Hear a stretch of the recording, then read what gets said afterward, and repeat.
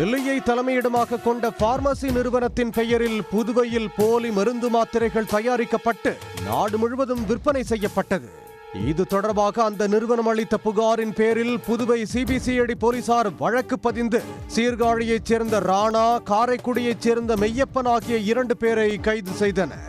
அதன் தொடர்ச்சியாக மேட்டுப்பாளையம், திருபுவனை பாளையத்தில் உள்ள 2 தொழிற்சாலை, தவளக்குப்பத்தில் வீட்டில் இயங்கிய 2 குடோன்களில் சிபிசிஐடி போலீசார் மருந்து கட்டுப்பாட்டுத்துறை அதிகாரிகள் சோதனை நடத்தினர். அங்கு சர்க்கரை, இரத்த அழுத்தம், இதய நோய் உட்பட பல்வேறு நோய்களுக்கான மருந்துகளை போலியாக தயாரித்து பதுக்கி வைத்திருந்தது தெரிய வந்தது. இதையடுத்து போலீசார் தொழிற்சாலை, குடோன்களுக்கு சீல் வைத்தனர். அங்கிருந்த சுமார் 200 கோடி ரூபாய் மதிப்புள்ள போலி மருந்துகள், மூலப்பொருட்கள், 140 கோடி ரூபாய் மதிப்புள்ள இயந்திரங்கள், 450 கோடி ரூபாய் மதிப்புள்ள தொழிற்சாலை, சுமார் 800 கோடி ரூபாய் மதிப்புள்ள பொருட்கள் மற்றும் சொத்துக்களை கைப்பற்றினர். இந்த போலி மருந்து தொழிற்சாலையை புதுவை ரெட்டியார்பாளையம் ஜெயா நகரில் வசித்து வந்த ராஜா என்ற வள்ளியப்பன் நடத்தி வந்தது விசாரணையில் கண்டுபிடிக்கப்பட்டிருக்கிறது. 42 வயதான ராஜா போலீசார் தேடுவதை அறிந்ததும் குடும்பத்துடன் தலைமறைவானார். இதையடுத்து ரெட்டியார்பாளையத்தில் உள்ள ராஜா வீட்டை கோர்ட் அனுமதி பெற்று சிபிசிஐடி போலீசார் உடைத்து சோதனை நடத்தினர். அவரின் வீட்டில் 2.5 கோடி மதிப்புள்ள தங்கம், வைர நகைகள், 18 லட்சம் ரூபாய் ரொக்கம், பல்வேறு சொத்து ஆவணங்களுடன் ஒரு டைரியும் சிக்கியது. போலீசாரிடம் சிக்கிய டைரியில் போலி மருந்து தொழிற்சாலை நடத்த ராஜா புதுவை அரசியல் பிரமுகர்கள், அதிகாரிகளுக்கு மாமூல் கொடுத்தது தெரிய வந்தது. தலைமறைவாக இருந்த ராஜா புதுச்சேரி கோர்ட்டில் முன்ஜாமீன் பெற்றார். முன்ஜாமீனை ரத்து செய்ய கோரி புதுவை அரசு வக்கீல் மூலம் சென்னை ஹைகோர்ட்டில் சிபிசிஐடி போலீசார் மனு தாக்கல் செய்தனர். இதே விவகாரத்தில் மருந்து கட்டுப்பாட்டு வாரியமும் தனியாக ராஜா மீது வழக்கு பதிவு செய்து கைது செய்ய நடவடிக்கை எடுத்தது.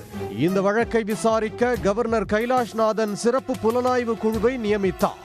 இதையடுத்து ராஜா, குடோன் நடத்திய விவேக் ஆகியோர் நேற்று புதுவை தலைமை குற்றவியல் நீதிபதி யஷ்வந்த் ராவ் இங்கர்சால் முன்பு சரணடைந்தனர்.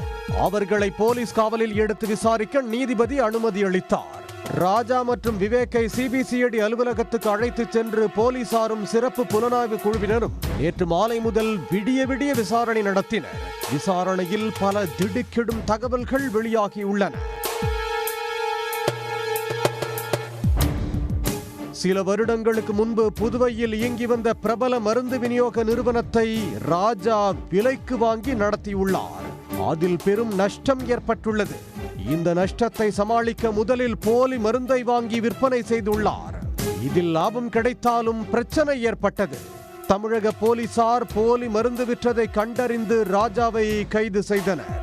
6 மாதம் தமிழக சிறையில் இருந்த ராஜா ஜாமீனில் வெளியே வந்த பிறகு பார்மசிஸ்ட் படித்த நண்பர்களுடன் அவருக்கு தொடர்பு ஏற்பட்டது.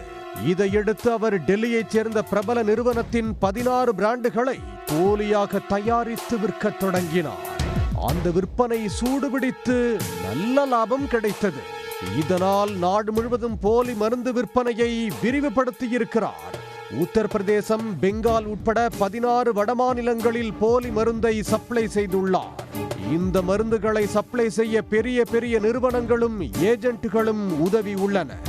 இதன் மூலம் ராஜா 1000 கோடி ரூபாய்க்கு மேல் விற்பனை செய்திருக்கலாம் என சொல்லப்படுகிறது.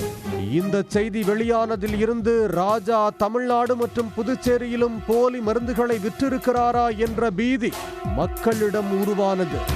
ஆனால் 2003ஆம் ஆண்டு தமிழ்நாடு போலீசார் ராஜாவை கைது செய்த பிறகு அவர் இங்கு போலி மருந்துகளை சப்ளை செய்வதை நிறுத்திவிட்டதாகவும், அதன் பிறகு வட மாநிலங்களோடு சேர்த்து ஆந்திரா, தெலங்கானாவில் விற்க தொடங்கியதாகவும் வாக்குமூலம் அளித்திருக்கிறார். ராஜாவிடம் நடத்தப்பட்ட விசாரணையில் அவருக்குள்ள அரசியல்வாதிகளின் தொடர்பை ஒப்புக்கொண்டிருக்கிறார். புதுவை மட்டுமல்லாது தமிழ்நாட்டு அரசியல்வாதிகளோடும் அவருக்கு தொடர்பு இருந்தது கண்டுபிடிக்கப்பட்டிருக்கிறது. தொடர் விசாரணையில் இந்த விவகாரத்தில் பல முக்கிய அரசியல் பிரமுகர்களும் ராஜாவுக்கு உதவிய அதிகாரிகளும் சிக்குவார்கள் என காவல்துறை சார்பில் கூறப்படுகிறது. உடனுக்குடன் செய்திகளை தெரிந்து கொள்ள சன் நியூஸ் பெல் ஐகானை கிளிக் பண்ணுங்க.